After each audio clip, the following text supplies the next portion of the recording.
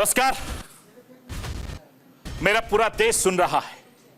राष्ट्र की आवाज 140 करोड़ लोगों की एक ही आवाज, आपके साथ मैं हूं सरफराज।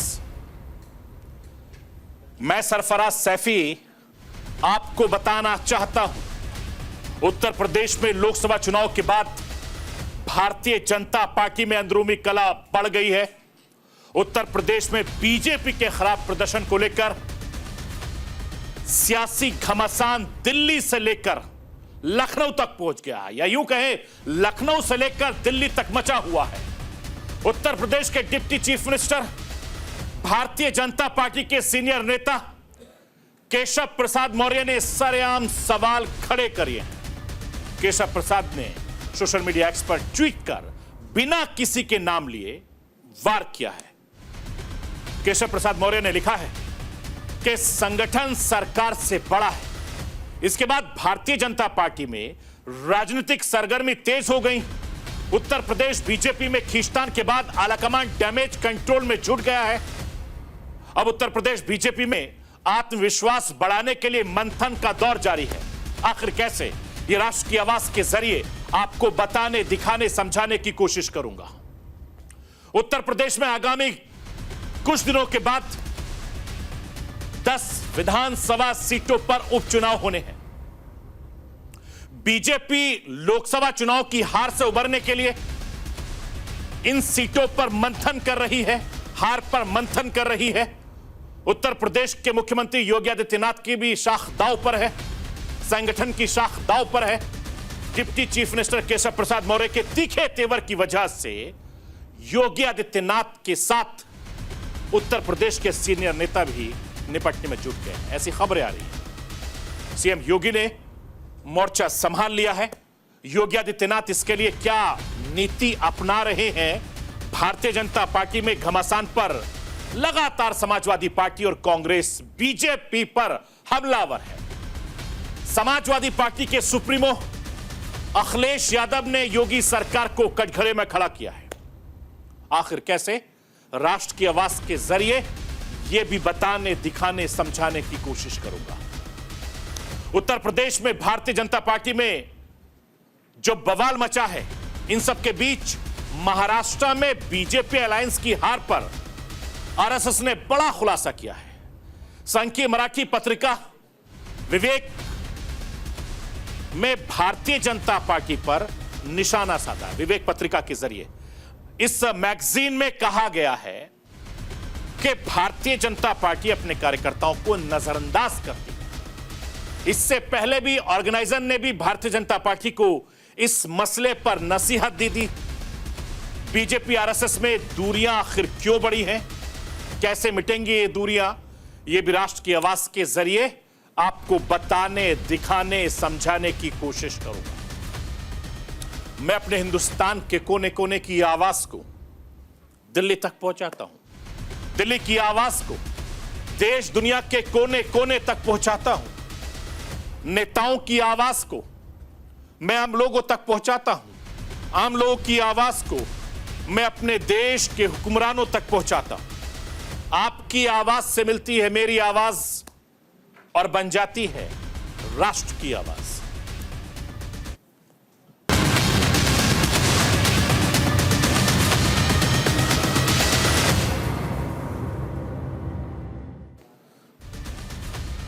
उत्तर प्रदेश में लोकसभा चुनाव में अगर किसी पार्टी को सबसे बड़ा नुकसान हुआ है तो वो भारतीय जनता पार्टी है, क्योंकि उनकी सीटों में बहुत कमी आई है। लखनऊ में बीजेपी कार्य समिति की अहम बैठक हुई और इस बैठक में बहुत कुछ दिखाई दिया, बहुत कुछ समझ में आया। बीजेपी की प्रदेश कार्य समिति की इस बैठक में सब कुछ अलग अलग नजर आ रहा था। आलाकमान नेताओं के बीच खिंची तलवारें, नेता कार्यकर्ताओं के चेहरे बुझे हुए, मन से आगे की लड़ाई लड़ने की कोशिश कर रहे हैं, ये हमारे सूत्र बता रहे हैं। उत्तर प्रदेश के नेता और भारतीय जनता पार्टी के पदाधिकारियों के झुके हुए कंधे बड़े नेताओं की कार्यकर्ताओं से नजरें न मिलाने की कोशिश। इन सब के बावजूद कार्यकर्ताओं में दोबारा जोश भरने की लगातार कोशिश हो रही है। उत्तर प्रदेश के मुख्यमंत्री योगी आदित्यनाथ लगातार भारतीय जनता पार्टी के कार्यकर्ताओं में जोश भरने की कोशिश कर रहे हैं। योगी आदित्यनाथ एक मंझे हुए राजनेता हैं, बेहतर प्रशासन चला रहे हैं, लेकिन उनके आसपास भी कुछ लोग ऐसे हैं जो लगातार बगावत कर रहे हैं, क्योंकि सत्ता के गलियारों में यह खबरें आम हो चुकी हैं। लेकिन योगी आदित्यनाथ हैं, वो अपने आप को सियासत से ऊपर रखकर चलते हैं और अपने हर काम को बखूबी अंजाम देते हैं। इसी तरीके से योगी आदित्यनाथ एक बार फिर से कार्यकर्ताओं का जोश भरने की लगातार कोशिश कर रहे हैं। मैं उत्तर प्रदेश के मुख्यमंत्री योगी आदित्यनाथ को सुनवाना चाहता हूं, सुनिए कि वो कार्यकर्ता नेताओं को किस तरीके से नसीहत दे रहे हैं। कोई कारण नहीं 10 की 10 उपचुनाव फिर से भारतीय जनता पार्टी अपने पक्ष में करने में सफल हो, लेकिन इसके लिए आज से जुड़ना पड़ेगा, लगना पड़ेगा। एक एक कार्यकर्ता को अपना अभियान मान करके फिर इस अभियान के साथ जुटना पड़ेगा और उसी के लिए आपका आह्वान करने के लिए आज फिर हम लोग आए। बहनों और भाइयों, हम 2010 के 10 उपचुनावों के लिए तो हमें अभी से तैयारी करनी ही है, लेकिन हमें इस बात का याद रखना, उत्तर प्रदेश को जो ये नई पहचान बनी है, उत्तर प्रदेश जो पहले छठी अर्थव्यवस्था थी, आज देश की नंबर 2 की अर्थव्यवस्था बन चुकी है और तेजी के साथ उभरती। मैं आपको यह बताना चाहता हूं कि उत्तर प्रदेश के मुख्यमंत्री योगी आदित्यनाथ भारतीय जनता पार्टी के कार्यकर्ताओं के मनोबल बनाने में लगातार नजर आ रहे हैं। 10 की 10 सीटों को जीतने का दावा कर रहे हैं। दूसरी तरफ मीटिंग के दौरान सीएम योगी आदित्यनाथ और डिप्टी सीएम केशव प्रसाद मौर्य के बीच एक बार फिर से तलवारें खिंचती नजर आई हैं। पार्टी अनुशासन को लेकर खुद की पीठ थपथपाती है, लेकिन खासकर पिछले कुछ सालों में केंद्र में मजबूत हालात में रहने के दौरान बीजेपी का अनुशासन देखा गया। उत्तर प्रदेश में लोकसभा चुनाव में पार्टी की हार से, घमासान की वजह से बीजेपी के नेताओं में अनुशासन को ताक पर रख दिया। उत्तर प्रदेश बीजेपी कार्य समिति में पहली बार संगठन और सरकार के बीच तालमेल को लेकर नेता मुखर नजर आए। केशव प्रसाद मौर्य ने कहा है कि संगठन सरकार से ऊपर होता है, कोई व्यक्ति या सरकार संगठन से बड़ा नहीं हो सकते। केशव प्रसाद मौर्य के इस बयान को कई तरीके से सियासी लोग नफा नुकसान की तरफ देख रहे हैं कि ऐसे वक्त में केशव प्रसाद मौर्य का बयान आना बहुत कुछ बयां कर रहा है, किस तरफ इशारा कर रहा है। मैं राष्ट्र की आवाज के जरिए उत्तर प्रदेश के deputy chief minister Keshav Prasad Maurya को सुनवाना चाहता हूं, सुनिए संगठन और सरकार को लेकर वो क्या कुछ कह रहे हैं। संगठन सरकार से बड़ा है।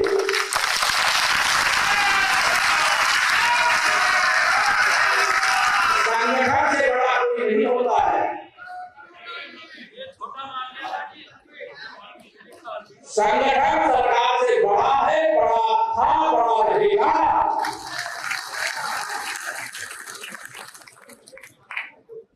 भारतीय जनता पार्टी के कार्यकर्ता के नाते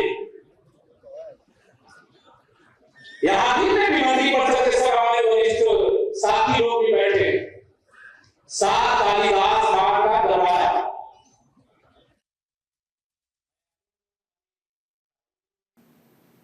आपने सुना, ये उत्तर प्रदेश के डिप्टी चीफ मिनिस्टर हैं केशव प्रसाद मौर्य। इनके इस बयान को अलग अलग तरीके से, अलग अलग नजरिए से देखा जा रहा है। केशव प्रसाद मौर्य ने कार्यकर्ताओं के मन की बात कहकर इस हॉल में खूब तालियां बटा दी, खूब तालियां बटोरी, लेकिन उनके संबोधन में कई सवाल खड़े हो गए। नेताओं की बयानबाजी से बीजेपी अनुशासन टूटता उससे पहले केशव प्रसाद मौर्य को दिल्ली से बुलावा गया, या खुद आए, ये खुद बेहतर जानते हैं। लेकिन केशव प्रसाद मौर्य और बीजेपी के यूपी के अध्यक्ष भूपेंद्र चौधरी दिल्ली अचानक आए। दोनों नेताओं ने पार्टी के अध्यक्ष जेपी नड्डा से मुलाकात की। बीजेपी दफ्तर में जेपी नड्डा मौर्य के बीच करीब 1 घंटे बैठक हुई और दिल्ली में यह बैठक जो हुई है उसका असर उत्तर प्रदेश तक गया है। सरगर्मियां बढ़ गई हैं। लेकिन इन दोनों नेताओं का यह कहना है कि आगामी उपचुनाव को लेकर मेहनत करने की, काम करने की जरूरत है। केशव प्रसाद मौर्य की योगी से अदावत आज की नहीं है, सालों पुरानी है। नाराजगी भी जग जाहिर है। आखिर नाराजगी की वजह क्या रही है, वो राष्ट्र की आवाज के जरिए आपको बताना, समझाना चाहूं। उत्तर प्रदेश के मुख्यमंत्री योगी आदित्यनाथ केशव प्रसाद मौर्य के बीच रिश्ते ठीक नहीं चल रहे हैं, ऐसा दावा किया है। ऐसा राजनीति के जानकार कहते हैं। केशव प्रसाद मौर्य के बयान से ऐसी बातों को हवा और ज्यादा मिलती है, जिस तरह के बयान केशव प्रसाद मौर्य ने कार्यकर्ता सम्मेलन में दिया। ऐसा राजनीति के जानकार कह रहे हैं। केशव प्रसाद मौर्य आरएसएस के घाटी के नेताओं में से एक माने जाते हैं। अप्रैल 2016 में केशव प्रसाद मौर्य को उत्तर प्रदेश बीजेपी का अध्यक्ष बनाया गया था। 2017 का विधानसभा चुनाव बीजेपी ने उन्हीं के नेतृत्व में लड़ा और उत्तर प्रदेश में बड़ी जीत हासिल की। और इस चीज के बाद मुख्यमंत्री की रेस में केशव प्रसाद मौर्य का नाम चल रहा था। लेकिन आखिरी वक्त में महाराज जी हम योगी आदित्यनाथ उत्तर प्रदेश के मुख्यमंत्री बन गए और तब से केशव प्रसाद मौर्य और योगी के बीच कलह की वजह मानी जाती है, ऐसा राजनीति के जानकार कहते हैं। मैं आपको यह बताना चाहता हूं कि 2022 के विधानसभा चुनाव से पहले ऐसे हालात आए थे, तब आरएसएस ने दोनों नेताओं के बीच मीडिएटिंग करवाने की कोशिश की थी, तालमेल कराने की कोशिश की थी। भारतीय जनता पार्टी के आलाकमान नेताओं ने भी कोशिश की और आरएसएस ने भी की। लेकिन 22 जून 2021 को योगी आदित्यनाथ अचानक केशव प्रसाद मौर्य से मिलने के लिए पहुंच गए और ऐसा माना जाता है कि तब दत्तात्रेय होसरवले ने आरएसएस के प्रतिनिधि वहां मौजूद रहे थे और चुनाव से पहले दोनों को मनाने की कोशिश की गई। अब माने या ना माने ये जग जाहिर है, सब जानते हैं। लेकिन जो राजनीति के जानकार हैं, जो उत्तर प्रदेश की सियासत को समझते हैं, वो ये जानते हैं कि दोनों के रिश्ते बेहतर नहीं हैं। मैं आपको यह भी बताना चाहता हूं, उत्तर प्रदेश बीजेपी में मचे कलेश के बाद अखिलेश यादव भारतीय जनता पार्टी की सियासत पर चुटकियां ले रहे हैं, बीजेपी पर निशाना साध। मैं आपको सुनवाना चाहता हूं कि अखिलेश यादव क्या कुछ कह रहे हैं। भारतीय जनता पार्टी अपने हारे हुए लोगों के साथ खड़ा होना चाहती है या हारे हुए लोगों के साथ खड़ा होना चाहती है। लखनऊ में ध्वस्तीकरण का जो आदेश था, इसको रोक दिया गया, क्या उस चुनाव को लेकर ऐसा किया गया? ये कमजोर पड़ गए हैं, जो सपा के नेता ये कमजोर पड़ गए हैं। एक दूसरा जो बाई इलेक्शन है, आप सही कह रहे हैं, 2 केवल ये फैसला टला है। नहीं, वो दर्द सिराथू वाला है। जो सिराथू में चुनाव हार गए थे केशव मौर्य जी, वो दर्द वो है। वो दर्द अभी तक उनके पीछे लगा है, चला आ रहा है। उसी दर्द से केशव मौर्य परेशान है और वो दर्द बड़ा दुखदाई दर्द है। वो उनके और मुख्यमंत्री जी के बीच का दर्द है। वो जनता समझ चुकी है और जनता उसका जवाब लगातार दे रही है। मैं आपको यह भी बताना चाहता हूं कि ये दोनों नेता, कांग्रेस वाले भी और समाजवादी पार्टी वाले भी, दोनों नेता बीजेपी की दुखती नब्ज पर हाथ रख रहे हैं और चुटकियां ले रहे हैं। लेकिन केशव प्रसाद मौर्य उत्तर प्रदेश में भारतीय जनता पार्टी का, ओबीसी का बड़ा चेहरा माना जाता है। बीजेपी केशव प्रसाद मौर्य को नाराज नहीं करना चाहती।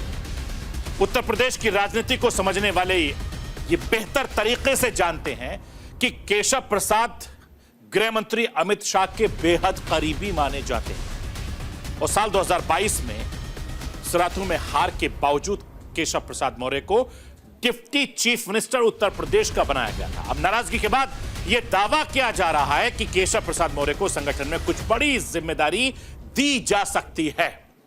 मैं आपको यह भी बताना चाहता हूं कि उत्तर प्रदेश में भारतीय जनता पार्टी के लिए आगामी विधानसभा उपचुनाव पहले से टेस्ट जैसा है और लोकसभा चुनाव में उत्तर प्रदेश में भारतीय जनता पार्टी के खराब प्रदर्शन के बाद अब सारी निगाहें 10 सीटों पर होने वाले उपचुनाव पर टिकी हैं और लोकसभा चुनाव में मुंह के बल भारतीय जनता पार्टी को जो नुकसान खाना पड़ा है, नुकसान उठाना पड़ा है संगठन के तालमेल की कमी की वजह से, उससे बेहतर करने की कोशिश लगातार पार्टी कर रही है, पार्टी के नेता कर रहे हैं। समाजवादी पार्टी के अखिलेश यादव नतीजों से पहले ये साबित करना चाहेंगे कि लोकसभा प्रदर्शन one time wonder, Uttar Pradesh में उनके फिर से खड़े होने की शुरुआत और लोकसभा चुनाव में हार के बाद चौतरफा निशाने पर आ चुके हैं तमाम बड़े नेता उत्तर प्रदेश के, उसमें योगी आदित्यनाथ का नाम भी चल रहा है क्योंकि कई बार आपने सुना होगा, चाहे दिल्ली के मुख्यमंत्री हो, समाजवादी पार्टी के अध्यक्ष हो या दूसरे नेता हो, वो लगातार गाहे बगाहे योगी आदित्यनाथ पर निशाना साधते रहते हैं और उपचुनाव में ज्यादा से ज्यादा सीटें हासिल कर योगी आदित्यनाथ कुर्सी बचाने की कोशिश कर रहे हैं, ऐसा दावा किया जा रहा है, ऐसा राजनीति के जानकार कह रहे हैं। लेकिन भारतीय जनता पार्टी संगठन नतीजों से यह साबित करने की कोशिश करेगी कि उसका दबदबा भी उत्तर प्रदेश में कायम है। लोकसभा चुनाव के दौरान जिस अति आत्मविश्वास को भारतीय जनता पार्टी ने अपनी कमजोरी के तौर पर इशारा किया था, उसी का प्रदर्शन करते हुए एक बार फिर से उत्तर प्रदेश के मुख्यमंत्री योगी आदित्यनाथ से लेकर संगठन में उपचुनाव को सभी 10 सीटें जीतने का दावा करना शुरू कर दिया है। मैं राष्ट्र की आवाज के जरिए आपको यह बताना चाहता हूं कि उत्तर प्रदेश में 10 सीटों पर होने वाले चुनाव को लेकर जो बैठक हुई है उसमें किस तरीके से पार्टी कार्यकर्ता नेता लगातार जुट गए हैं, जिसमें कम से कम जो मुझे खबर मिल रही है 30 मंत्रियों को बड़ी जिम्मेदारी दी गई है, यानी 10 सीटों पर 30 मंत्री प्रचार प्रसार करें। हर सीट पर इत मंत्रियों को जीत की रणनीति तय करने की जिम्मेदारी सौंपी गई है। मैं राष्ट्र की आवाज के जरिए आपको बताना चाहता हूं कि उत्तर प्रदेश की 10 वो विधानसभा सीटें जिन पर उपचुनाव होने हैं, जिन पर इन मंत्री नेताओं को लगाया गया है, इनको जरा समझना होगा। करहल, इस सीट पर उपचुनाव होना है। मिल्कीपुर, कठेरी, कुंदरकी, गाजियाबाद, खैर, मीरापुर, फूलपुर, मंझवा, सीसामऊ और इन 10 सीटों के लिए योगी आदित्यनाथ की खास टीम बनाई गई है। मैं राष्ट्र की आवाज के जरिए जो योगी आदित्यनाथ की खास टीम है 30 मंत्रियों की, नेताओं की, जिनको लगाया गया है, वो भी बताना चाहता हूं। मीरापुर विधानसभा सीट पर मंत्री महोदय अनिल कुमार को लगाया गया है, सोमेंद्र तोमर को लगाया गया है, ये भी मंत्री हैं, केपी मलिक, इनको भी लगाया गया। कुंदरकी विधानसभा सीट पर धर्मपाल सिंह उत्तर प्रदेश में मंत्री हैं, इनको लगाया है। जेपीएस राठौर ये भी मंत्री हैं, इनको लगाया है। जसवंत सैनी ये भी मंत्री हैं, इनको भी लगाया है। गुलाबी देवी इस इलाके से ताल्लुक रखती हैं, इनको भी लगाया है। गाजियाबाद विधानसभा सीट पर सुनील शर्मा मंत्री महोदय को लगाया गया है। ब्रजेश सिंह ये भी मंत्री हैं। कपिल देव अग्रवाल ये भी मंत्री हैं, इनको भी यहां पर लगाया है। खैर विधानसभा सीट पर लक्ष्मी नारायण चौधरी मंत्री महोदय हैं, ये भी। संदीप चौधरी ये भी मंत्री हैं, इनको लगाया गया है। करहल विधानसभा सीट पर जयवीर सिंह मंत्री हैं। योगेंद्र उपाध्याय ये भी मंत्री हैं।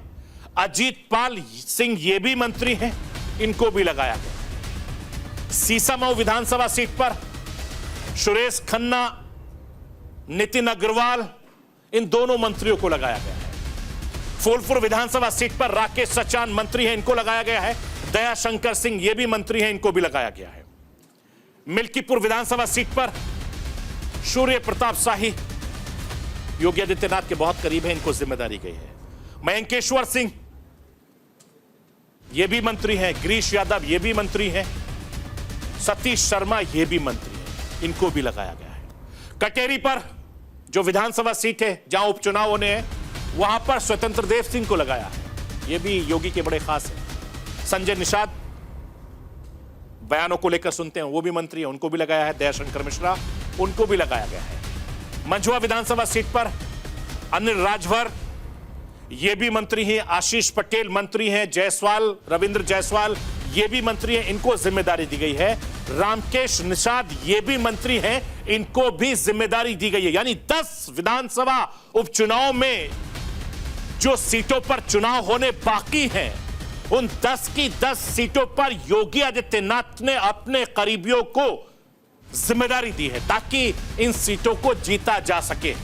और उपचुनाव में बीजेपी 10 सीटें जीतने का दावा भले ही कर रही है, लेकिन जो राजनीति के जानकार हैं उनका मानना है कि समाजवादी पार्टी के कब्जे में 5 सीटों पर दाल गलना बहुत मुश्किल है, क्योंकि यह समाजवादी पार्टी का दबदबा माना जाता है। सीसामाऊ और कुंदरकी की सीटें बड़ी भारी तादाद में अल्पसंख्यक वोट हैं और साल 2017 में भारतीय जनता पार्टी के प्रचंड बहुमत मिलने के बाद समाजवादी पार्टी ने यहां पर जीत दर्ज की थी। कटेरी सीट का कद्दावर नेता लालजी वर्मा के दबदबे वाली सीट रही है।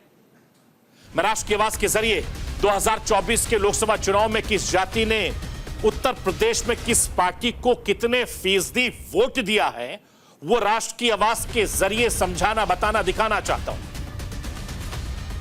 इंडिया अलायंस को सरवण ने 16%, यादव समुदाय ने 82%, कुर्मी कोयरी ने 34% और दूसरी जो ओबीसी जातियां हैं उन्होंने 34% वोट किया है। जाटव समुदाय ने 25% वोट किया है, गैर जाटव ने 56% वोट किया है और मुस्लिम समुदाय ने 92% वोट इंडिया गठबंधन को किया है। एनडीए की अगर मैं बात करूं तो सरवण जाति की तरफ से लगभग 79% मतदान हुआ है, यादव समुदाय ने 15% मतदान किया है, कुर्मी कोयरी ने 61% मतदान किया है और ओबीसी ने 59% मतदान किया है, जाटवों ने 24%, गैर जाटवों ने 29% और मुस्लिम समुदाय ने 2% मतदान किया है। आप बहुजन समाज पार्टी सरवणों ने 1% मतदान किया है, यादव समुदाय ने 2% मतदान किया है, कुर्मी कोयरी जाति के लोगों ने 2% मतदान किया है, ओबीसी ने 3% मतदान किया है और जाटव समुदाय ने 44% मतदान किया है, जबकि गैर जाटव समुदाय ने 15% मतदान किया है और मुस्लिमों ने लगभग 5% के आसपास मतदान किया है। यह तमाम आंकड़ा उत्तर प्रदेश का है, जो तमाम पार्टियों को किस तरीके से वोट दिए गए। लेकिन उपचुनाव में भारतीय जनता पार्टी के लिए शहरी आबादी वाली गाजियाबाद, कुछ हद तक खैर की सीट को छोड़ दें तो बाकी सभी जगहों पर खासी मुश्किल का सामना हो सकता है। हालांकि खैर सीट पर आजाद समाज पार्टी के चंद्रशेखर रावण का खासा दखल है और ऐसे में वो कुछ गुल खिला सकते हैं, क्योंकि मीरापुर में पिछली बार आरएलडी के चंदन सिंह चौहान जीते थे, जबकि समाजवादी पार्टी के साथ गठबंधन था और इस बार बीजेपी मीरापुर की सीट पर अपना प्रत्याशी उतारना चाहती है। मझवा की सीट पर निषाद पार्टी के विधायक जीते थे और इस बार उसकी दावेदारी इस सीट पर बहुत ज्यादा है। पीडीए की गोलबंदी लोकसभा चुनाव में इंडिया के पक्ष में नजर आ रही है। इसे देखते हुए फूलपुर की सीट को बरकरार रखना भी बीजेपी के लिए एक बड़ी चुनौती नजर होगी, क्योंकि जिस तरीके से लगातार उत्तर प्रदेश में भारतीय जनता पार्टी लगातार जीत के मंथन कर रही है, इसीलिए उत्तर प्रदेश में भारतीय जनता पार्टी ने तमाम बड़े मंत्रियों को 10 सीटों पर लगा दिया है और जिसके लिए कोशिश यह की जा रही है कि उत्तर प्रदेश में किसी भी तरीके से जो उपचुनाव होना है उस चुनाव को जीतना बहुत ज्यादा जरूरी है, क्योंकि उत्तर प्रदेश में आने वाले वक्त में विधानसभा चुनाव की तैयारियां शुरू हो गई हैं और दूसरी जो भारतीय जनता पार्टी के नेता कार्यकर्ताओं में जो झड़प है, जो मन मुटावल की खबरें आ रही हैं शायद वो भी कम होगा।